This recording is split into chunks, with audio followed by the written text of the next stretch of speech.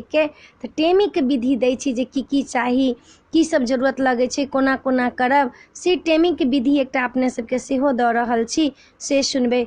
टेमीके विधि अइ जे पूजा जे रहब केने नहाय खायके दिन पूजा केलाके बाद जतेक पहिलका जे अइ नाग ताग फूल पत्ती सबटा हटि जायत, हुनका सब सर सफाइ कऽ कऽ पोछा लगा लेब।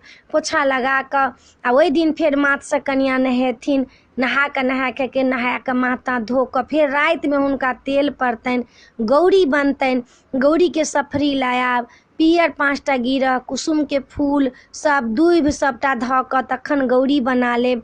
पातिल फेरसँ लिखायत, पातिल फेर दोसर रहत, पातिल पुरहर वएह रहत लेकिन पातिल दीप बदलि जायत, पातिल दीप सब लायब। चनाइके दही ओहि दिन 14टा पौरू नहि तऽ 7टा पौरी आ 1टा सवा सेरके दही, एकटा जे रहत जे कथा कहनाहरके होइए ओ बड़का मटकुरीमे सवा सेर सवा किलो कि एकटा बड़का मटकुरीमे दही रहत।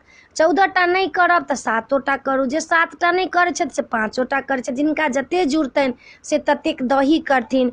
7टा चंगेरी रहत, 7टा लिली मौनी रहत, ओहिमे डोका सिन्दूर काजर, एकटाके रुपैआ, एकटाके गद्दीके पुड़िया, स्नो पाउडर, जतेक श्रृंगारक चीज अइ सबटा लिली बासनमे रहत। आब जिनका नहि जुड़ै छनि से एकटा काजर, एकटा फित्ता, एकटा छोट कंघी, एकटा सिन्दूरके पुड़िया बना कऽ धऽ दियौ। जिनका जुड़ै छनि से सब श्रृंगार दिअ, कथी लए तऽ कुसुमके होइए, कुसुम जे छथिन सोहागिन छथिन तऽ सबटा सोहागिनके ई पड़ैए। 7टा चंगेरी रहत, ओहिमे चूड़ा रहत, लाबा रहत आ ओ लिली बासनमे जतेक सामान रहत सोहागक सबटा धैल रहत।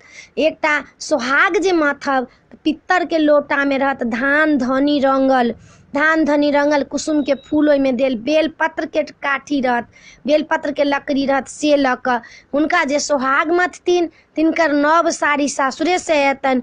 नव साड़ी पहिर कऽ कोनामे जखन पूजा शुरू भऽ जायत, गौरी जखन पूजा शुरू भऽ जायत, कोनामे बैसि कऽ आ ओ मथऽ लगथिन। ओ बजै एको बेर नहि छथिन, ई याद कऽ लेब जे सोहाग मथथिन से बजथिन एको बेर नहि, ओ कोनामे बैसि कऽ सोहाग मथऽ लगथिन। केचुआ फेरसँ अहाँके बनत नया, ओहि केचुआसँ कोनो काज नहि हैत, फेरसँ अहाँके केचुआ नया बनत। उहे हर्रे बहेरा धान धनी पाइ सुपारी हरदि दूभि सबटा धऽ कऽ फेर नया केचुआ बनत। ओहि केचुआके फेर ओ पंडिताइनके दियात, नया केचुआ बनत। खोइछ दुनू साड़ीमे बन्हात, अहाँके जे पूजा करऽ ला बैसबै से साड़ीमे खोइछ बन्हात।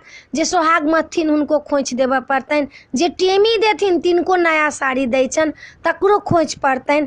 जे गौर बनेथिन, जे पहिला दिन गौर बनेने रहथिन, जे साड़ी पहिर कऽ गौर बनेने रहथिन वएह साड़ी पहिर कऽ फेर एहि दिनमे गौर बनेथिन, खोइछ लऽ कऽ तब गौर बनेथिन। 5टा फेर अहाँ मानिक पात लायब, एकटा पर सिन्दूरके, एकटा पर काजरके, एकटा पर पिठारके, एकटा पर चानन पर, एकटा पर जाहे जुही पर, ई सब फेर लिखात आ फेरसँ सब धरात। फेर नाग नागिन अहाँके नाग जे रहत से 5टा नाग लऽ कऽ बैसायब, ओहिपर 5 फेर नाग रहत, सब चीज नया नया हैत। ओ जे पहिलका रहत से किछो नहि। फेर काजर सिन्दूर पिठार नहा खा के रातिमे सबटा एक दिन पहिले पिसायत आ सब फेर सब लिखात। फेर कोबरमे अहिपन पड़त, नाग 5टा नीचाँमे पड़त, ओहिपर तब मानक पात धरात, ई सब लिखात। दही अहाँके 7टा पुरू 11टा 14टा पौरू, जतेक पौरू अहाँके मनके बात अइ। टेमी जे रहत देवला से पाटक टेमी रहत, पाटक टेमी। पाटक टेमी आब नहि भेटत तऽ कलावा ललका जे होइए सुत्तीवला तकरो लोक 4टा कलावा लऽ कऽ दैए। पानक पात रहत, आरतक पात रहत, आरतकोके पात आ पानोके पात दुनू ठेहुन पर धराइए। दुनू पहिले ठेहुन पर करब टेमी, तकर बाद दुनू पैर पर करब टेमी। किनको किनको सिन्दूरो पड़ै छनि, किनकोके रिवाजमे सिन्दूर नहि पड़ऽके छनि, किनको रिवाजमे सिन्दूरो पड़ै छनि। ओ चंगेरी अहाँके 7टा पड़बे करत। केरा लाउ, लाबा दिअ, दही केरा मिठाइ लड्डू खाजा 5 रंगके फल, जतेक सामान एहि बेर देबे कनि देबे अधिक देबऽ पड़त। चनाइमे चूड़ा रहत, दही रहत, चाउर रहत, चीनी रहत, जनउ सुपारी पैसा मछडाली पर जनउ सुपारी पैसा चनाइके हाथ कहि कऽ जतेक सामान रहत से हुनकर जे छथिन ओहि दिन टेमी पड़तनि से नव साड़ी रहतनि, नीक साड़ी कनियाँके सबटा अएथिन। भाड़ दौड़मे जतेक अहाँके लाबऽके अइ ततेक अहाँ भाड़ दौड़के लाउ। सोहागक समान कहिए देलहुँ हँ। पहिले पूजा करऽ जतेक विधिके समान छलऽ हरैत तऽ अहाँके रहबे करत, खीरके चाउर रहत पातिलमे धैल, पैसा दूधक रहत धैल, सभटा सासुरसँ अबै छै पंडिताइन सब। जिनका तेल सिन्दूर करबनि ओ तेल सिन्दूर फेरसँ आयत। अहाँके चनाके औंकड़ी रहत, मूँगक औंकड़ी रहत, मूँगके औंकड़ी 1.25 किलो 1.25 सेर ओ अहाँके चनाइके पड़ै छै, 60के नवेद्यमे पड़ै छै।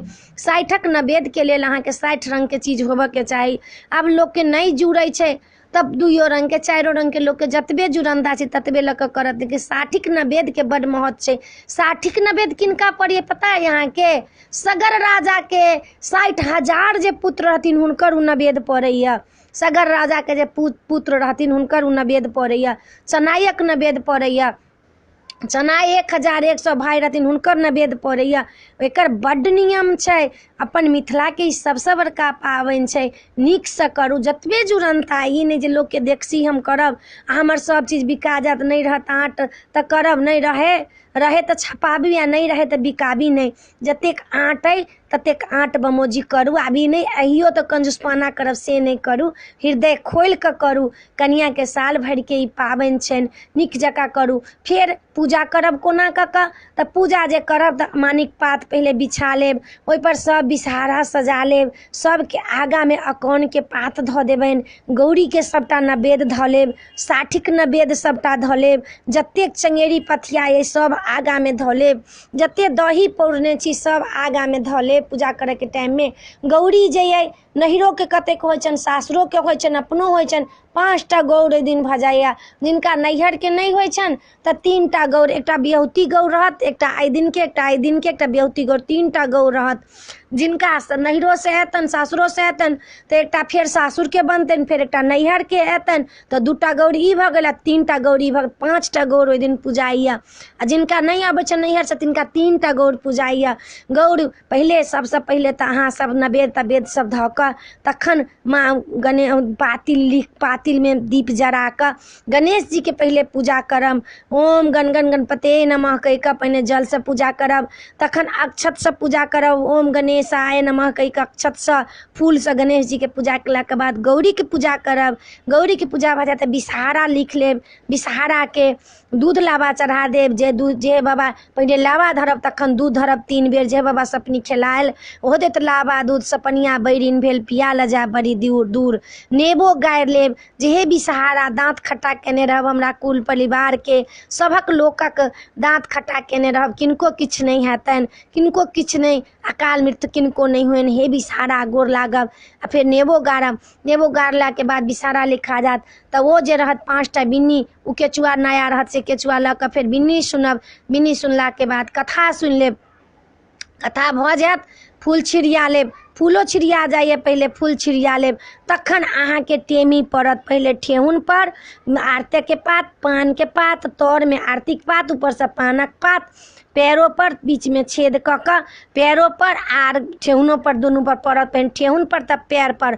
बड़क हाथमे पानक पात, आरतीके पात आ पाइ लऽ कऽ बड़क आँखि मुनथिन कनियाँके।